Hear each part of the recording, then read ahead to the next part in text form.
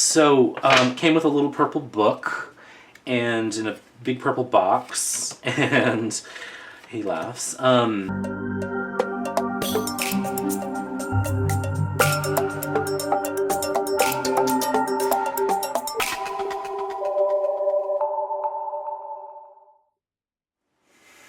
Hey friends. I am doing a response to the hashtag tarot collector tag that I first saw through Oya's girl Queen Osette's video, but it's a VR2 Moon Baby. And so I will link both of those below. And I thought it was fun. It's just a list of, a little listicle of thingy poos prompts. So they are your most expensive deck, your least expensive deck, the deck other collectors want to steal from your collection, your strangest deck, the deck other collectors are least likely to have in their collection, your oldest deck that you've had the longest, your newest deck, the deck that made you want to collect decks in the first place, and your favorite deck from your collection. So let's start with my most expensive deck. I think this is the most expensive one. This is Grand Tarot Belin, which is a French deck. And you can read about this deck and its creator in A Wicked Pack of Cards. It is a Marseille-influenced deck with a flavor of occulty sort of stuff going on, but it's very cool. It also happens to be one of my favorite decks. You can find it on eBay. It's about $130, I think.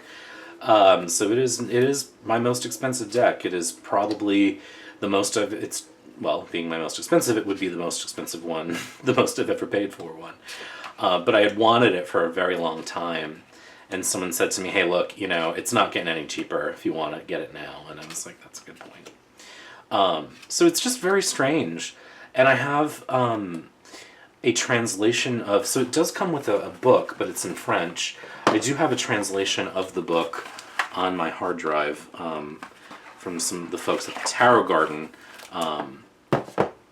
But it's it's not Marseille because the arrangement of the cards obviously are not... But there's notes written all over it. But I kind of love that. Like, it feels like it came out of someone's, study. Like, this was some sort of ancient thing. I like the shape. I really tend to like these longer... I just feel like there's this kind of cool tarotness about longer cards. Yeah, and I actually really like the color palette. Like, it's just got a really, tasty set of colors. So this is Le Grand Tarot Belin, Le Grand Tarot Belin. And I also have the Belin Oracle, which I have not really spent enough time studying. So this was my most expensive deck. I think other than that, I had the Tildwick, which until I got this was my most expensive deck.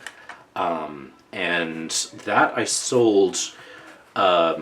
for charity, which I miss, but do not regret doing. It raised quite a bit of money for a organization in Michigan for run by Black queer youth. So the Tildwick would have been, but that's actually coming back into print, I hear. So that's my most expensive deck. My least expensive deck is this little cutie, which is the Barnes & Noble Tarot. This was a couple dollars on eBay, maybe like $3 or $4 on eBay. Came in the original box with the book. And it's a really good deck. It was called the Barnes & Noble Tarot. I think it's also called the John Dee Tarot. And it's kind of silly that it isn't more well-loved, because it's very pretty. It's probably because it's a pip deck.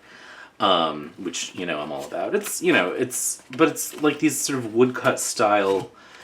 Apparently I was using reversals when I last used this. So it's good. This looks like it's one of the cards, but it's not.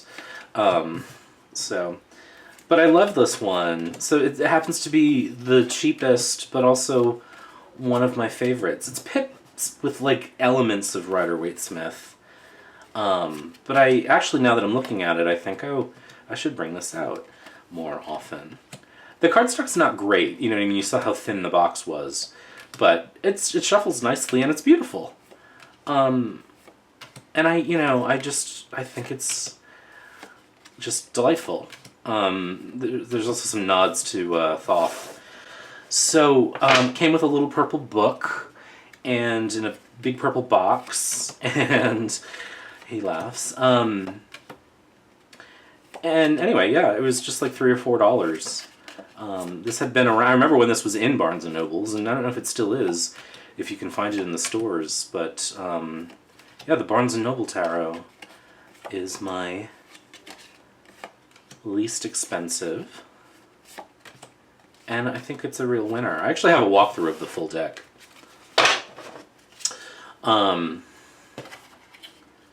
So that is that one. Tuck boxes. It's like, can we make a harder thing to put cards back into without damaging them? Alright. So there's that one. Deck other collectors would want to steal.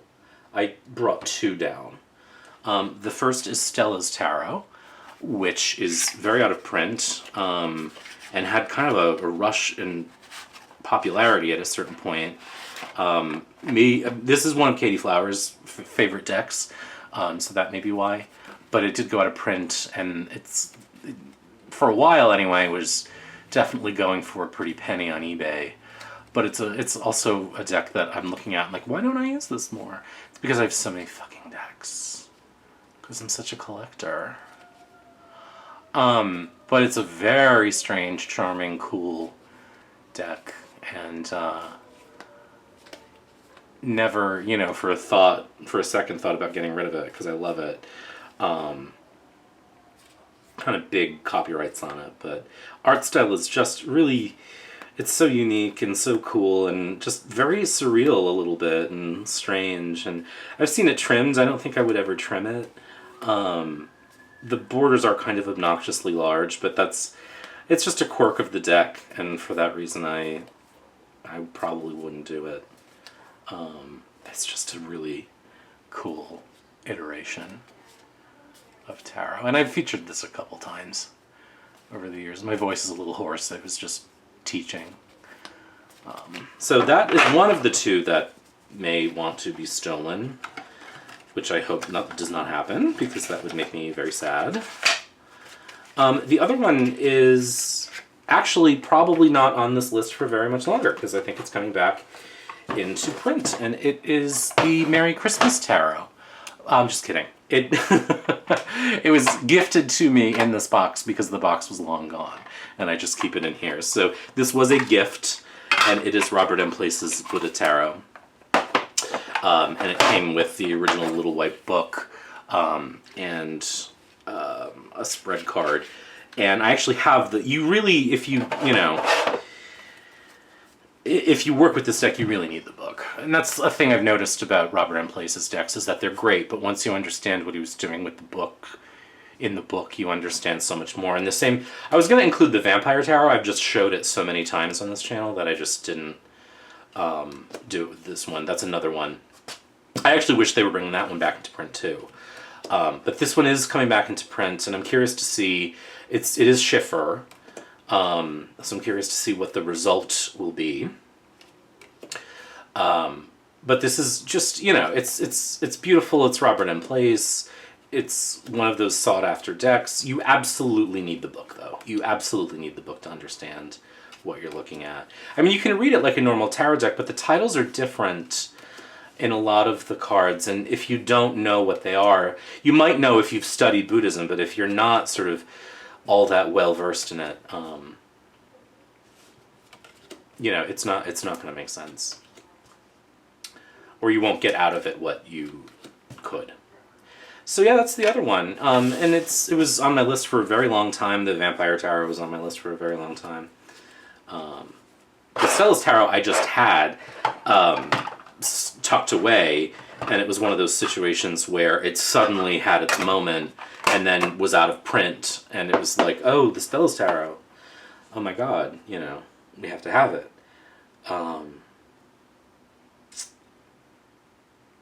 My strangest deck, this was tough. I don't have many strange decks, but I did bring down this strange one. This is the Tarot Par Polka, which again I've showed a handful of times. I'm kind of disappointed that I don't have more interesting things to share, but it is strange, for sure. It is a Marseille-style deck full of gore and intestines and decapitation and bizarre, you know, macabre weirdness, and I love it very much. This is not an out-of-print deck. It's not easy to get in the United States. I think I had to order it through... I either got this on eBay or Amazon France. I think it was Amazon France.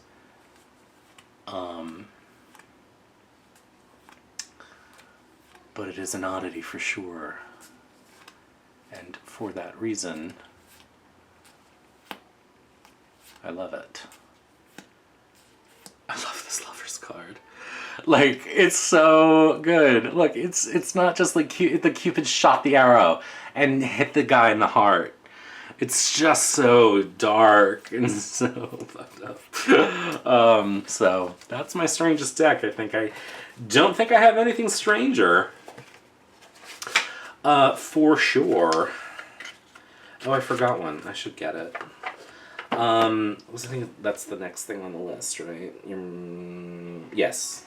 Let me grab the other one.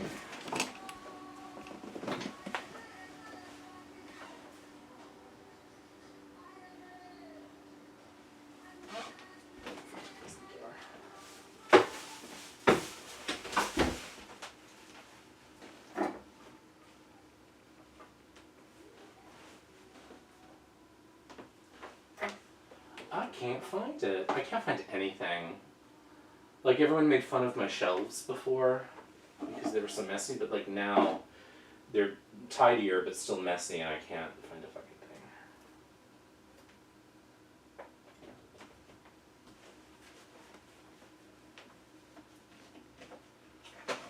thing.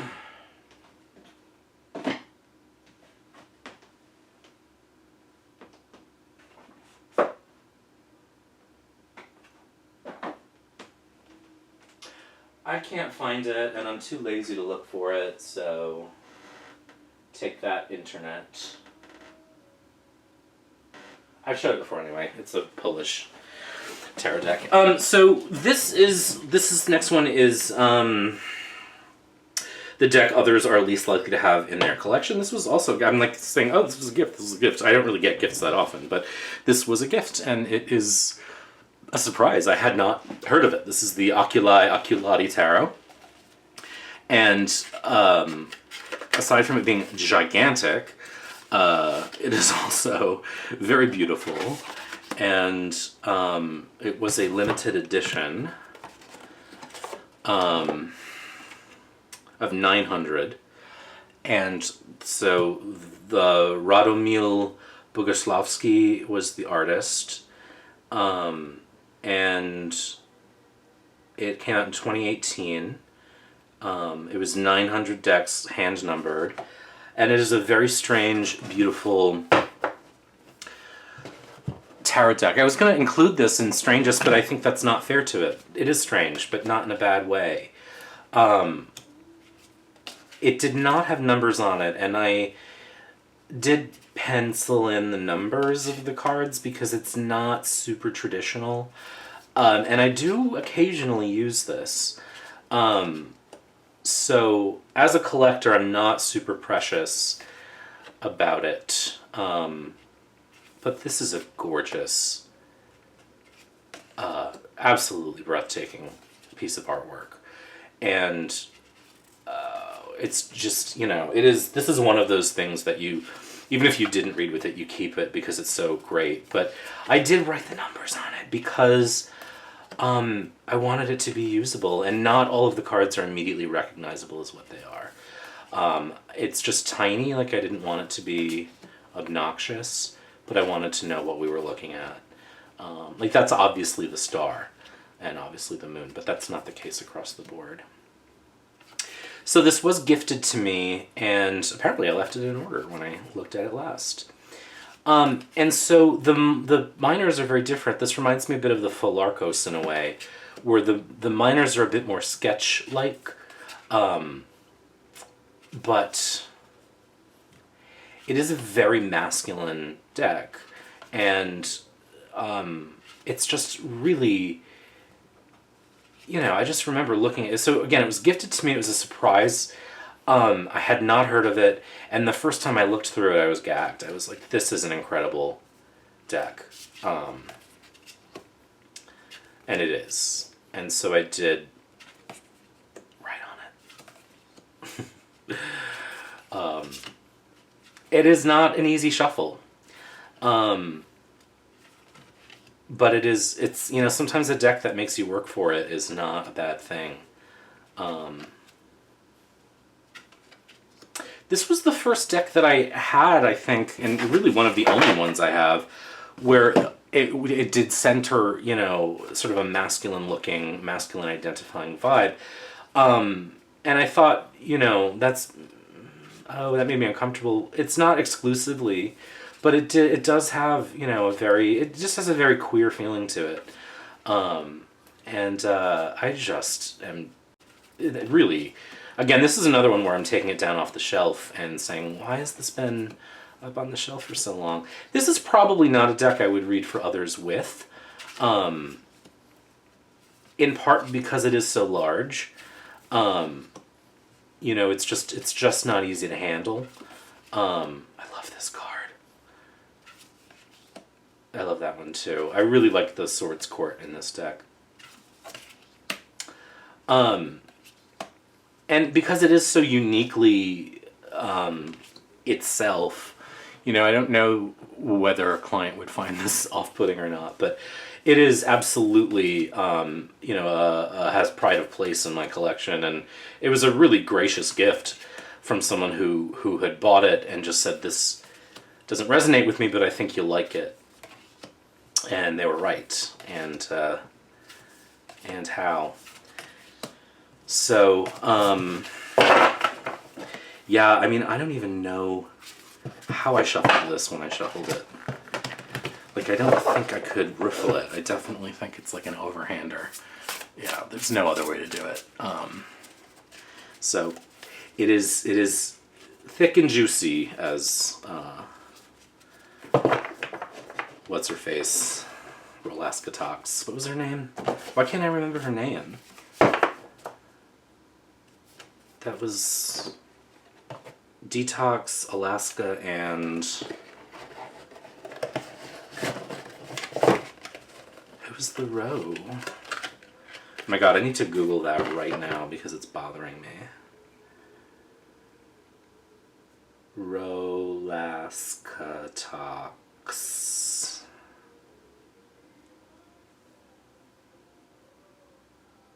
Roxy Andrews. Thick and juicy. Yeah, this is a thick and juicy deck for sure. All right. What's next?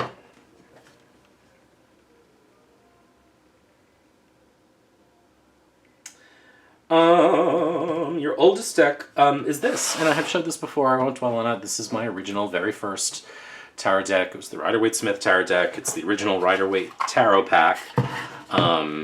It's the real deal. It's been through fire and rain. It is the one everyone hates, but it obviously has a special place in my heart. It also fills in the one, later on, the deck that made you want to collect decks in the first place, was because it was after seeing this deck that I was like, okay, I thought this was tarot, and then it kind of, in learning, opened up a whole new world, and I was like, oh, there are other decks. Oh, interesting. And so I've got another deck, which actually Queen Osset has in her video, but I sold it, I think, years ago. It was the Art Nouveau Tarot, which I did not like. Even back then, I was like, this is a deck full of thin, white, pretty models. and that made me feel unhappy.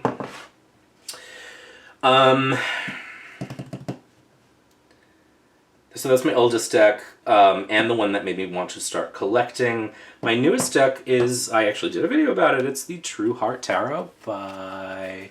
Oh god! True, I forgot her first name. God, I'm so dumb sometimes. Do I have the book out? Yeah, Rachel True. I wanted to say Sarah. Rachel True. Did a video on this. I actually really like it. I don't know why I'm saying it that way.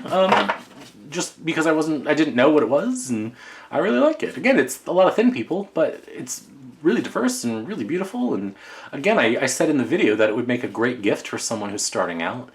I like the backs a lot. Cardstock and packaging kind of sucks. I threw the box away because it was shit. So I have to find a home for it. But it's just been sitting out because I used it in class today, and I'll use it again on Wednesday. This, actually, if I were teaching a class for folks who are starting out, I would probably recommend that everyone get this deck. I like it that much. And I think it's a great deck that's a Rider-Waite-Smith deck that is sort of neutral in terms of cosmology and features, you know, an array of humanity. So this is the True Heart Intuitive Tarot by Rachel True. That's my newest one. And then I think the last one is, yes, I did the one that made you want to collect.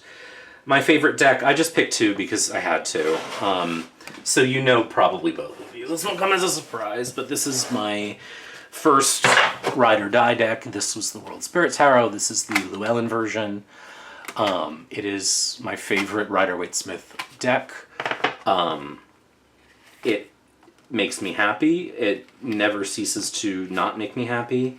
It's gotten a little faded over the years. This is the first... I have 2 copies of this first Llewellyn edition, and then I have the self-published edition, which is close to selling out. Actually, Queen Osset did an interview with Madame Ansa, Lauren O'Leary, who's the creator of this deck, and she talked about how there's only about 100 left of that printing as of right now, but that there will be a 3rd edition, which I will have to get because she's making changes, and this deck is just, I have to have it in all its iterations because it is my favorite deck. It is just, this was inclusive before anyone was talking about inclusivity. It was queer before anyone was talking about queer representation. It has people of all weights and body sizes. It is just about as perfect a Rider-Waite-Smith deck as there has ever been, and it is my favorite Rider-Waite-Smith deck.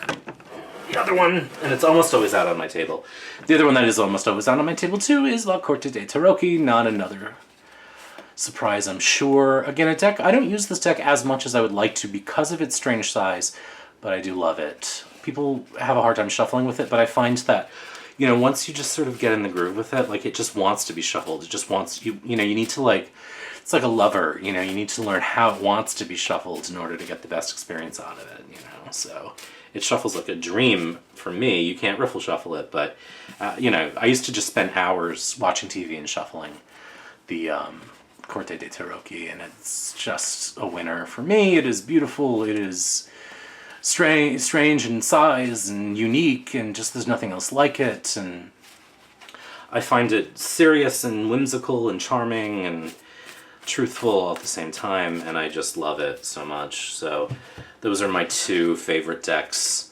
You know, it's hard to pick favorites. There's a lot of decks that I love. You know, I'm loving the Gasmont 1840. I'm loving the Shimmering Veil. I'm loving, you know, the Marshmallow Marseille is one of my all-time favorites. But these are sort of the ones that I would save if I could only save 2 decks in a fire. Dear God, please let that never happen. Yeah, so that is that. This was a fun tag. I enjoyed this, and it gave me something to do on Saturday evening after class. And so, hashtag Tarot Collector. good times and noodle salad. So let's take care, stay healthy, wear your mask, think of your neighbors, be a good human, and we'll talk soon. Bye!